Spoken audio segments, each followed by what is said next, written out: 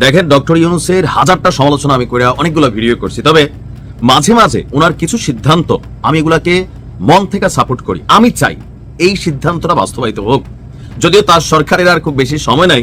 ঠিক শেষ মুহূর্তে এসে একদম 18 মাসের মধ্যে এই কাজটা করে গেছেন। স্যালুট। বন্ধুরা, আজকে আমরা এমন একটি বিষয় নিয়ে আলোচনা করতে যাচ্ছি যা শুনলে আপনারা অবাক হবেন। তা বর্তমান গোল্ড মেডেলিস্ট সরকার খুব ভালোভাবেই দেখিয়ে দিয়েছে। আজ থেকে মনে রাখবেন, বিএনপির সমস্যা ইস্তেহার না, বিএনপির সমস্যা তারা এখনো রাষ্ট্র শেখে নাই, তারা রাষ্ট্র বোঝে নাই, রাষ্ট্র কেমনে চলে কেমনে চালাইতে হয় সেটা জানে না। তারা নির্বাচনে শুধু অংশ নেয়। 12ই ফেব্রুয়ারি নির্বাচনের মধ্যে দিয়ে সেই দিন আমরা বাংলাদেশের জনগণকে আবার বিজয়ী করব। ডক্টর ইউনূস এবং সেনাবাহিনী, সশস্ত্র বাহিনী এক যুগান্তকারী ভূমিকা পালন করতে যাচ্ছে। দর্শক, চলুন আপনাদের সঙ্গে একটা হাসির ঘটনা শেয়ার করি। এই খবরটা জানলে, পড়লে, শুনলে আপনারও হো হো করে হাসতে ইচ্ছা করবে। 1971 সালের পরে 1956 বছরে এই প্রথম গাটস নিয়ে দাঁড়িয়েছে বাংলাদেশ। ভারতীয় কলোনাইজেশন মাইন্ডসেটের মুখোশ উন্মোচন করে সারা বিশ্বে ভারতীয় আধিপত্যবাদকে কিক আউট করার জন্য বাংলাদেশ যে ক্যাম্পেইন শুরু করেছে সারা পৃথিবীতে ছড়িয়ে পড়েছে। সেটা হামলার সঙ্গে জড়িত সন্দেহে বিএনপির স্থায়ী কমিটির সদস্য মির্জা আব্বাসকে গ্রেফতার করা হয়েছে। প্রধান উপদেষ্টার প্রেস উইং থেকে এই তথ্য নিশ্চিত করা হয়। অবশেষে কিন্তু বিএনপির মির্জা আব্বাসের লোকজন এই নাসিরউদ্দিন পাটোয়ারির উপর হামলা করে এবার বিএনপির মির্জা আব্বাস সে হাতে নাতে ধরা পড়েছে। এটা আরো কঠিন ব্যাপার, ঠিক কাউন্টার হাতিয়ার। ওই যে মিসাইল মারবে না, একেবারে এনজি মিসাইল মারে, ঠিক ওরকম ব্যাপার। ওই কাউন্টার হাতিয়ার এখন ক্ষমতা আসার আগে বিএনপি ব্যর্থ। কি ঘটেছে দেখেন, আওয়ামী লীগের যে পর্যায়ে যেতে লেগেছে 17 বছর, বিএনপির ওই পর্যায়ে যেতে লেগেছে 17 মাস। আসসালামু আলাইকুম দর্শক, বর্তমান সময়ে রাজনৈতিক পরিস্থিতি বা প্রেক্ষাপটকে বিশ্লেষণ করে আপনাদের সামনে বেশ কিছু গুরুত্বপূর্ণ ভিডিও ফুটেজ নিয়ে হাজির হয়েছি। দর্শক, আমি আশা করছি আপনারা সেটা ভিডিও শুরুটা দেখে বুঝতে পেরেছেন। তাই বলবো, যারা ভিডিওটি অন করেছেন তারা অবশ্যই নিউজটি না টেনে সম্পূর্ণ মনোযোগ সহকারে দেখবেন, তাহলে এই মূল বিষয়গুলো বা আসল ঘটনাগুলো জানতে বা বুঝতে পারবেন। তো প্রিয় দর্শক, আমি আর বেশি কথা বাড়াবো না। আমি ভিডিও শুরুতেই আপনাদের যে ভিডিওগুলোর অংশ বিশেষ দেখিয়ে শুরু করেছিলাম সেই ভিডিওগুলোর বিস্তারিত আলোচনা দেখাবো। তবে তার আগে বলি, যারা এখনো চ্যানেলটি সাবস্ক্রাইব করেননি সকলে চ্যানেলটি সাবস্ক্রাইব করে পাশে থাকা বেল আইকনটি বাজিয়ে দিবেন। আর যারা ইতিমধ্যে সাবস্ক্রাইব করে রেখেছেন তাদের সকলকে অসংখ্য ধন্যবাদ। তো চলুন একটি লাইক দিয়ে আমরা ধারাবাহিকভাবে সবগুলো ভিডিওর বিস্তারিত আলোচনা দেখে আসি। দেখেন, ডক্টর ইউনূসের হাজারটা সমালোচনা আমি করে অনেকগুলো ভিডিও করছি, তবে মাঝে মাঝে ওনার কিছু সিদ্ধান্ত আমি এগুলাকে মন থেকে সাপোর্ট করি। আমি চাই এই সিদ্ধান্তটা বাস্তবায়িত হোক, যদিও তার সরকারের আর খুব বেশি সময় নাই। ঠিক শেষ মুহূর্তে এসে একদম 18 মাসের মধ্যে এর আগে আর 2-1টা করছেন, এই কাজটা করে গেছেন। স্যালুট। আমি মনে করি আগামীতে যারাই ক্ষমতায় আসবেন এই প্রজেক্ট যেন বন্ধ না হয়। ভাবা যায় যে বাংলাদেশে সমরাস্ত্র অর্থাৎ আগ্নেয়াস্ত্র, বিশেষ করে যেগুলা আর্মিতে ব্যবহৃত হয়, সেই সমরাস্ত্র কারখানা তৈরির উদ্যোগ নিয়েছে ইউনূস সরকার। শুধুমাত্র আমাদের জন্য নয়, এটা যেন বিদেশেও রপ্তানি করা যায় সেই ধরনের একটা বিশাল প্রকল্প হাতে নিয়েছে এবং এটা সাধুবাদ পাওয়ার যোগ্য। সশস্ত্র বাহিনীর চাহিদা পূরণ এবং সক্ষমতা বাড়াতে এই সমরাস্ত্র তৈরির কারখানার স্থাপনের সিদ্ধান্ত নিয়েছে অন্তর্বর্তী সরকার। গতকালকে বিকালে ঢাকার ফরেন সার্ভিস একাডেমিতে সংবাদ সম্মেলনে এই সুখবরের কথা তুলে ধরেছেন বাংলাদেশ বিনিয়োগ উন্নয়ন কর্তৃপক্ষের নির্বাহী চেয়ারম্যান চৌধুরী আশিক মাহমুদ বিন হারুন। গত 18 মাসে বাংলাদেশে বিনিয়োগের পুরাটাই 12টা বাজায় দিছে আশিক ভাই। তারা কোনো কিছুই পারে নাই, একদম জিরোতে ফালাই দিছে বাংলাদেশে বিনিয়োগ। এটা তো দেখছেনি, কিন্তু বিপরীতে এই সিদ্ধান্তটা ভালো। যেটা সমালোচনার এটা আমরা করবোই, বা যেটা প্রশংসার এটাও করব। এখন কোথায় হবে? চট্টগ্রামে। আচ্ছা, কার কার বাড়ি চট্টগ্রামের মিরসরাইয়ে আছে বলেন তো? চট্টগ্রামের মিরসরাইয়ে হতে যাচ্ছে বাংলাদেশ মেশিন টুলস ফ্যাক্টরির আপনার উদ্যোগে এই কারখানাটা। ওই এলাকার মানুষের জন্য সুসংবাদ। ডিফেন্স ইন্ডাস্ট্রিয়াল জোন তৈরির বিষয়টি বিডার মাস্টার প্ল্যানে অন্তর্ভুক্ত করা হবে জানিয়ে আশিক চৌধুরী বলছেন, সামরিক এবং প্রতিরক্ষা শিল্পে বাংলাদেশকে অংশগ্রহণকারী দেশ হিসাবে গড়ে তুলতে ডিফেন্স ইন্ডাস্ট্রিয়াল জোন স্থাপন করা হবে। আপনারা অনেকে জানেন যে পৃথিবীর অনেক দেশ সমরাস্ত্র প্রদর্শনী শো করে। সারা পৃথিবী থেকে বিভিন্ন রাষ্ট্র সামরিক ডিপার্টমেন্টের লোকেরা যায়, তারপর সেখান থেকে যে মেশিনারিজটা দামে কম মানে ভালো এরকম টাইপের যা আছে এগুলা কিন্তু কিনে, কারণ আমরা তো বাহির থেকে আপনার আমদানি করতেছি কন্টিনিউ। সো যদি আমাদের দেশের চাহিদা বুলেট বা ছোটখাটো অনেক জিনিস, গাড়ির বিভিন্ন অ্যাক্টিভিটিস, আমি জানি না মানে কি লাগে, একটা পিস্তল বা সামরিক যে ইকুইপমেন্ট গুলো আছে এগুলো যদি আমরা তৈরি করতে পারি তাহলে আমাদের খরচটাও কমবে, আর নিজেদের টাকা নিজেদের কাছে রইলো, এমনকি 2-4টা কিছু বিক্রি করে যদি 2টা পয়সা আসে তাহলে রইলো। এটা হচ্ছে প্রযুক্তির জন্য খুবই জরুরি। আস্তে আস্তে হয়তো আমরা কোনো একদিন যুদ্ধ বিমান তৈরি করবো, এখন কিনতেছি, সমস্যা নাই। বাট আমি স্বপ্নবাজ মানুষ, আমি মনে করি এগুলো বাংলাদেশে হওয়া উচিত।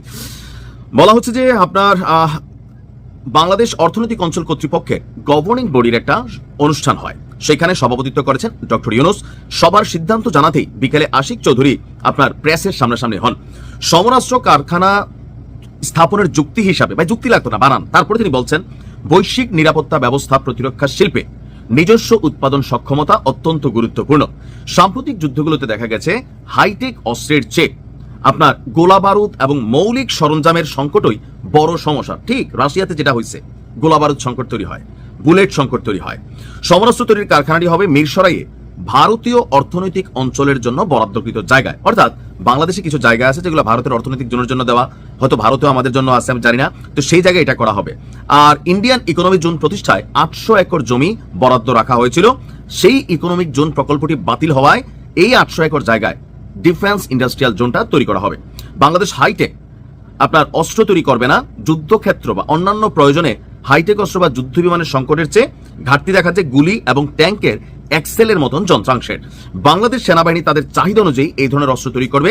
চুক্তি সম্পন্ন হওয়ার পর বিস্তারিত আরো আমরা জানতে পারবো। এটা শুধু রপ্তানিগত বিষয় না, তিনি অনেক কথা বলছেন, আমি এটাকে মন থেকে সাপোর্ট করলাম। আমি চাই বাংলাদেশ প্রতিরক্ষা খাতে যথেষ্ট শক্তিশালী হোক, কারণ আগামী বিশ্বে আপনাকে ঘাড় উঁচু করে, মাথার উঁচু করে দাঁড়াইতে এর কোনো বিকল্প নেই। এটা বাস্তবায়িত হোক। জোর যার মুল্লুক তার, এরকম কিছু না। এরকম কিছু ভাবলে আমার মনে হয় ভুল করবেন। আর এই ভুলটা সবচেয়ে আগে প্রমাণ হবে কোথায় জানেন? ঢাকা 8 আসনে, এই পাটোয়ারি যেখানে দাঁড়াইছে ওই আসনে।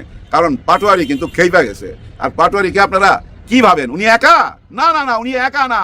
উনার দায়িত্ব নিছে জামাতে ইসলাম, উনার দায়িত্ব নিছে 10 দল, উনার দায়িত্ব নিছে ছাত্র শিবির। এখানে সাদিক কাইয়ুম দাঁড়াবার কথা ছিল না, এমন কথা উঠে নাই। শহীদ হাদির শাহাদাতের পর এরকম কথা তো উঠছিল। তারপরে কে আসলো? শহীদ হাদির বদলে আসছে নাসিরউদ্দিন পাটোয়ারি। এটুক মনে রাখলেই হবে। খুব সহজ অঙ্ক মনে করেন না। এই পচা ডিম, পচা পানি, রাস্তাঘাটে বেজ্জতি কইরা খামাখা নিজেদেরকে আর ছোট করেন না, আর ছোট করেন না। আপনাদের রাজনীতির কথা আপনারা বলেন, হ্যাঁ আপনারা বলতে পারেন ওই তো আগে আঙ্গুলি করে, ওই তো খালি চাঁদাবাজ চাঁদাবাজ কয়। আরে ভাই, চাঁদাবাজ তো কয় চাঁদাবাজদের, ওইটা আপনি গায়ে মাখেন কেন? ওইটা উত্তর দিলেই তো মনে হয় আপনি চাঁদাবাজ। এটা মনে হয় না, ওইটা উত্তর দিবেন কেন? আমার মনে হয় চাঁদাবাজ বলার অধিকার সবাই আছে। আর গতকালকে ভিডিওতে আমি বলছি না, চাঁদাবাজ কথাটা এমন জায়গায় চলে গেছে, এটা নিয়ে ভাই মারার হয়ে যেতে পারে ভবিষ্যতে, দেখবেন। হ্যাঁ, খুনাখুনি হয়ে যেতে পারে এই চাঁদাবাজ কথা কইয়া। হয়তো কেউ বইলা ভালো চাঁদাবাজ, দেখা গেল ওই লোকটা ওইখানে শেষ। এরকম ঘটনাও ঘটতে পারে, অসম্ভব কিছু না। কারণ কি জানেন? এই চাঁদাবাজ কথাটা এখন হাতিয়ার। যেভাবে রাজাকারটাকে হাতিয়ার হিসাবে ব্যবহার করতে চাইছিল না, ঠিক কাউন্টার হাতিয়ার। ওই যে মিসাইল মারলে নাকি আবার এন্টি মিসাইল মারে, ঠিক ওরকম ব্যাপার। ওই কাউন্টার হাতিয়ার এখন চাঁদাবাজ, যার জন্য চারিদিকে চাঁদাবাজ কথাটা ছড়ায় যাইতেছে। আরো সামনে ছড়াবে, শুধু ছড়াবে না ভাই, গত 1.5 বছরের অনেক ইতিহাস সামনে চলে আসবে। আমরা এই মোবাইলই দেখতে পাবো। এই মোবাইলে দেখাই কিন্তু আমরা সিদ্ধান্ত নিতে পারবো কাকে ভোট দিব, কাকে ভোট দিব না। দেখেন ভাই ব্রাদার, এই যে নির্বাচন চলে আসছে আর মাত্র 15-16 দিন, এখনো কিন্তু আমরা একটি দলের মুখ থেকে শুনতেই পাইলাম না হ্যাঁ ভোট না না ভোট। হ্যাঁ, ওনাদের এই যে মাঠ পর্যায়ে সবাই মুখে শুনছি না না না, আবার বলে হ্যাঁ হ্যাঁ হ্যাঁ, একবার বলে না, একবার বলে হ্যাঁ। এই যে মেজর হাফিজ সাহেব, উনি কিন্তু একবার এসে বলছিল আমরা না ভোট দিব, আমরা হ্যাঁ ভোট কেন দিতে যাব। আবার এসে বলছে না, আমরা হ্যাঁ দিতে এখন বাধ্য, যেহেতু আমরা ওইখানে সিগনেচার করছি। আবার দেখেন ইশরাক হোসেন, একবার বলে হ্যাঁ ভোট, একবার বলে না ভোট। কারণ কি জানেন? মেইন নেতা এখনো মুখ খোলে নাই। কিন্তু কেন খোলেন নাই? এই জুলাই গণ অভ্যুত্থানকে যদি আপনি অস্বীকার যান, তাহলে কি মনে হয় জানেন? আপনারা কাউকে খুশি করতে চাচ্ছেন। তখন সামনে চলে আসে আনন্দবাজার পত্রিকার ওই প্রতিবেদন, ওই যে 3টা ব্যাপারে নাকি হাতটাত করা হয়েছে। এটা গুজবও হইতে পারে, আবার এমনও হইতে পারে ভাই আনন্দবাজার পত্রিকার মধ্যে আমার মনে হয় ছাত্র শিবিরের কেউ ঢুইকা গেছে। হ্যাঁ, ঢুইকা যেতে পারে। আমরা শুনি না ভারতের আমাদের পত্রিকায় ঢুকে গেছে। তাহলে আমাদের দেশের কোনো গুপ্ত বাহিনী কেন ওইখানে ঢুকতে পারবে না? তাহলে কেন আমাদের এই শিবিরের গুপ্ত বাহিনী ওই আনন্দবাজার পত্রিকায় ঢুকতে পারবে না? ওই আনন্দবাজার পত্রিকায় ঢুইকা আমার মনে হয় এরকম নিউজ করাইছে। এবং এখন দেখতেছেন না যে বিদেশি পত্রিকাগুলো জরিপ হইতেছে, আর ওই জরিপে আগায় যাইতেছে জামাত ইসলাম। আমার তো মনে হয় গুপ্ত বাহিনী ওইসব পত্রিকার মধ্যে ঢুকে গেছে। হ্যাঁ ভাই, ওইসব পত্রিকায় ঢুকে গেছে, সব জায়গায় ঢুকে গেছে। হ্যাঁ, সব জায়গায় ঢুকে গেছে। এই গুপ্ত বাহিনী বাইরে হয়ে আসবে কবে জানেন? 12ই ফেব্রুয়ারিতে রাস্তায় নামবে এই গুপ্ত বাহিনী। আর এই গুপ্ত বাহিনী বাইচা আসিল কিভাবে? স্বৈরাচার শাসকের হাত থেকে ইমানের জোরে বাইচা আসিল। ওই ইমানের জোর তো এখনো আছে, আরো শক্ত হয়েছে, যেটা আমরা দেখতে পাবো 12ই ফেব্রুয়ারিতে। হ্যাঁ ভাই, সমস্ত পাহারাদার 12ই ফেব্রুয়ারিতে দেখতে পারবেন। বাংলাদেশে যেখানে যেখানে নির্বাচন হবে সেখানে সেখানে এই পাহারাদাররা পৌঁছা যাবে।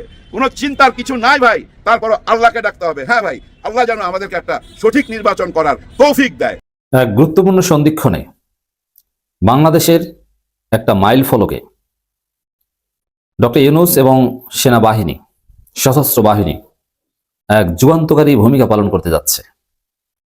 দর্শক, বাংলাদেশে একটা বিপ্লব হয়েছে, এরপর এখন একটা সাধারণ নির্বাচন এবং গণভোট অনুষ্ঠিত হতে যাচ্ছে, কিন্তু এই নির্বাচনের পরিবেশ নিয়ে নানান শঙ্কা, যে আদৌ সুষ্ঠু নির্বাচন হবে কিনা। এই শঙ্কাটা বেসিক্যালি বিএনপিকে নিয়ে, যে বিএনপি জনমত উল্টে দেয় কিনা। বিএনপি অলরেডি ভোট চুরির সর্বাত্মক প্রস্তুতি নিচ্ছে। তারা ফাইনাল ম্যাচের আগে টেস্ট ম্যাচ শুরু করে দিয়েছে। তারা বাসাবাড়িতে বসে, তাদের বিভিন্ন আস্তানায় বসে রিহার্সেল শুরু করে দিয়েছে যে বিএনপি ভোট চুরি করবে। কিন্তু না, ডক্টর ইউনূস এবং সেনাবাহিনী এই যুগ সন্ধিক্ষণে সর্বোচ্চ সতর্ক অবস্থানে আছেন এবং সেনাবাহিনীর ভূমিকাই বাংলাদেশ তার মঞ্জিলে মকসুদে পৌঁছবে। এবারের নির্বাচনটা যদি সত্যিকার অর্থেই free, fair and credible election হয়, তাহলে বাংলাদেশের গতি প্রকৃতি পাল্টে যাবে। আওয়ামী লীগ বাংলাদেশ থেকে আজীবনের মতো নিষিদ্ধ হয়ে যাবে। আওয়ামী লীগ আর কোনোদিন রাজনীতিতে ফিরতে পারবে না, কারণ গণভোটের মধ্য দিয়ে আওয়ামী লীগ স্থায়ীভাবে নিষিদ্ধ হতে যাচ্ছে। এবং সুষ্ঠু নির্বাচন এবার হলে, সুষ্ঠু নির্বাচনের যে সিলসিলা তৈরি হবে, এটা আর কোনোদিন সেই কারচুপির দিকে যাবে না। বাংলাদেশের মানুষ এটাই ধরে নেবে যে বাংলাদেশের নির্বাচন মানে সুষ্ঠু নির্বাচন, এর কোনো বিকল্প নেই। এবং সেনাবাহিনী এটা করবে। অলরেডি কিন্তু সেনাবাহিনী অ্যাকশন শুরু করে দিয়েছে, বিরাট ঘটনা শুরু হয়ে গেছে। বিভিন্ন জায়গায় নিরপেক্ষভাবে দায়িত্ব পালন করে অনন্য দৃষ্টান্ত স্থাপন করছে সেনাবাহিনী। বিভিন্ন অনিয়মের বিরুদ্ধে, অপরাধের বিরুদ্ধে সেনাবাহিনী কঠোর অবস্থানে আছে। কে বিএনপি আর কে জামাত কি এটা দেখার টাইম নেই। যেই অপরাধী তাকে ধরতে হবে। নীতিমালার উপর ভিত্তি করে সেনাবাহিনীর অ্যাকশন চলছে। বিএনপির অতি গুরুত্বপূর্ণ নেতা লোকাল পর্যায়ে অপরাধী সেনাবাহিনী ধরে নিয়ে গেছে। এর মানে বিএনপি যাদেরকে নিয়ে ভোট চুরি পরিকল্পনা করছে, এরা গ্রেপ্তার হওয়া শুরু করেছে। এবং সামরিকভাবে ডক্টর ইউনূস আসলে যে someone exceptional, doctor Yunus rare of the rarest, এখন আমরা বুঝতে শুরু করেছি। আমাদের সন্দেহ সংখ্যা কেটে যাচ্ছে। আমরা বিশ্বাস করি যে তিনি পারবেন, আমরা তাকে কোঅপারেট করতে চাই। দর্শক, খবর নির্বাচনে সশস্ত্র বাহিনীকে সর্বোচ্চ সতর্ক থাকার নির্দেশ এবং সশস্ত্র বাহিনীর সাথে ঊর্ধ্বতন অফিসারদের সাথে মাননীয় প্রধান উপদেষ্টা প্রফেসর ডক্টর মোহাম্মদ ইউনূস মত বিনিময় করেছেন। এটা অত্যন্ত তাৎপর্যপূর্ণ এবং তাদেরকে জরুরি নির্দেশনা দিয়েছেন সতর্ক থাকতে, এবং আসলেই সতর্ক। এবং এই যে আপনি পুলিশ দেখেন, পুলিশ বা সিভিল অ্যাডমিন, এদের নিয়ে এখনো প্রশ্ন রয়েছে। বিশেষ করে পুলিশের তো লেজিটিমেসি তৈরি হয়নি এখনো। মানুষ তাদেরকে আস্থা রাখে না, তাদের উপর বিশ্বাস করে না। আবার পুলিশের খাসলত চেঞ্জ হয়নি, এরা এখনো ঘুষ খায়, এরা বিএনপির দালালি করে। আওয়ামী লীগ যাওয়ার পর বিএনপির উপর ভর করে এদের পুরনো রূপ, পুরনো চরিত্র এক্সারসাইজ করার চেষ্টা করে। সিভিল অ্যাডমিনের মধ্যেও ভালো মন্দ মিশিয়ে আছে, কিন্তু ভালো হচ্ছে সেনাবাহিনী। সেনাপ্রধানকে নিয়ে বা জিয়াউল হাসান বা এরকম দু একজনকে নিয়ে আপনি বিতর্ক করতে পারেন, কিন্তু ওভারঅল সেনাবাহিনী এখনো জনগণের আস্থার প্রতীক। সেনাবাহিনীকে মানুষ রেসপেক্ট করে, অপরাধীরা সেনাবাহিনীকে ভয় পায়। অতএব প্রত্যেকটা ভোট কেন্দ্রে যদি একজন দুইজন সেনাবাহিনীও সশস্ত্র অবস্থায় দাঁড়াতে পারে, কোনো বিএনপির পান্ডা ভোট চুরি করতে আসার সাহস পাবে না। ওদিকে জামাত তো আছেই, সিসি ক্যামেরা তো আছেই। এবং নির্বাচনের আগে যে একটা ভীতিকর পরিস্থিতি তৈরি করা, বিএনপি একটা ভয়ের রাজ্যে পরিণত করবে এবং নির্বাচনে কারচুপির একটা পরিবেশ তৈরি করবে, প্রতিপক্ষকে ভয় দেখাবে, প্রচারণায় বিএনপি সন্ত্রাস করছে, এগুলোর বিরুদ্ধে অ্যাকশন আসবে, কিন্তু বড় কিছু করবে এটা করতে পারবে না, কারণ সেনাবাহিনী অলরেডি অ্যাকশন শুরু করে দিয়েছে। সেনাবাহিনীর নিরপেক্ষতায় আমি জানি না যে জামাত আনুষ্ঠানিকভাবে হ্যাপি কিনা, এখন পর্যন্ত তাদের আনুষ্ঠানিকভাবে হ্যাপিনেস শো করার সময় আসেনি, কিন্তু আমার যে অবজারভেশন, সেনাবাহিনী যে নিরপেক্ষ ভূমিকা পালন করছে, এটা যদি এই গতিতে বাড়তে থাকে, অসাধারণ একটা পরিবেশ তৈরি হবে। তারা কোনো দলকে চেনে না, তারা চেনে অপরাধীদের, এবং ইউনূস সেনাবাহিনীর মাধ্যমে কাজটা করাচ্ছেন। তো এই জন্য বলা যায় যে ডক্টর ইউনূস এবং সেনাবাহিনী নড়ে চড়ে বসেছেন। ঘটনা শুরু হয়ে গেছে বাংলাদেশ এক যুগ সন্ধিক্ষণে, এবং এই যুগ সন্ধিক্ষণে অনন্য ইতিহাস সৃষ্টি হবে। এবং এই যে সুন্দর খবর, এটা পুরোটাই জামাতের জন্য সুখবর। কারণ জামাতের এখন ভরসা হচ্ছে, যেহেতু তাদের জনপ্রিয়তা আছে, তারা সুষ্ঠু নির্বাচন হলে জিতবে, এই কারণে সুষ্ঠু নির্বাচনেই তারা চাইবে। আর যাদের জনপ্রিয়তা নেই, তারাই চাইবে ফাঁক ফোকরে চুরি করতে। 1971 সালের পরে 1954 বছরে এই প্রথম গাটস নিয়ে দাঁড়িয়েছে বাংলাদেশ। ভারতীয় কলোনাইজেশন মাইন্ডসেটের মুখোশ উন্মোচন করে সারা বিশ্বে ভারতীয় আধিপত্যবাদকে কিক আউট করার জন্য বাংলাদেশ যে ক্যাম্পেইন শুরু করেছে, সারা পৃথিবীতে ছড়িয়ে পড়েছে সেটা। উইজডেন, গতকালকে বলেছি, উইজডেন ক্রিকেটের বাইবেল বলা হয় যে ম্যাগাজিনকে, তারা গতকালকে আপনার ভারতীয় আধিপত্যবাদের বিরুদ্ধে বক্তব্য দিচ্ছে। গিলেস্পির মতো ব্যক্তি শহীদ আফ্রিদি গতকালকে শহীদ আফ্রিদি বলেছেন এটা আইসিসি নয়। জাস্ট ইমাজিন দ্যাট, একজন ক্রিকেটার, উনি বলছে এটা ইন্ডিয়ান ক্রিকেট কাউন্সিল। শহীদ আফ্রিদি লাইভে এই বক্তব্যটা দিয়েছে গতকালকে। বাংলাদেশ এমন কিছু শুরু করেছে, সারা পৃথিবীতে ছড়িয়ে পড়েছে ভারত বিরোধিতা। আইসিসিতে ভারতের আধিপত্যবাদের মানে সাংঘাতিক ধরনের মানে প্রশ্নের সম্মুখীন হয়েছে। অবভিয়াসলি আপনারা জানেন যে cricket is a definitely is a game of colonisation, মানে রাইট। এন্ড এই ইংল্যান্ড থেকে মানে ব্রিটেনের কলোনি থেকে নিয়ে এসে আপনারা জানেন তো যে ক্রিকেটের আবিষ্কার হয়েছিল শুধুমাত্র কমনওয়েলথভুক্ত দেশের জন্য, আপনারা জানেন সেটা নিশ্চয়ই। সো এটা ভারত কেড়ে নিয়ে এখন আইসিসি থেকে তাদের কিছু টাকা এবং বাণিজ্যের কারণে তারা সেটাকে ভারতীয় কলোনাইজেশন স্প্রেড এবং প্রতিষ্ঠা করার জন্য ক্রিকেটকে তারা ব্যবহার করেছে। বারবার আমি এই কথাটা বলছি, এবং সেই অন্যায্য এবং সেই অন্যায় এবং মিসম্যানেজমেন্টের বিরুদ্ধে, আগ্রাসনের বিরুদ্ধে রুখে দাঁড়িয়েছে বাংলাদেশ। সারা পৃথিবীতে একটাই আলোচনা, বাংলাদেশ বাংলাদেশ বাংলাদেশ, সব জায়গাতে। There many good news I would like to share with you today ladies and gentleman. এবং সেকেন্ড থিং কোনটা? সেকেন্ড থিং হলো বাংলাদেশের উপরে স্যাটিসফাইড হয়ে মার্কিন মানে US government, my country by the way, আপনার তারা বাংলাদেশ থেকে রিসিপ্রোকাল ট্যারিফস যেটা ইম্পোজড করেছিলেন, it could be cut down by half or less than half, ladies and gentleman, or more than half. That is the talking point, and I think it's the announcement coming to light pretty soon. This is a great news. অর্থাৎ কল্পনা করেন that this is one kind of message to Awami League এবং যারা ভারতীয় দালালি করতেছেন বর্তমানে বাংলাদেশ, এদের জন্য। কেন আমি বলেছি এটা ভেরি সিগনিফিকেন্ট?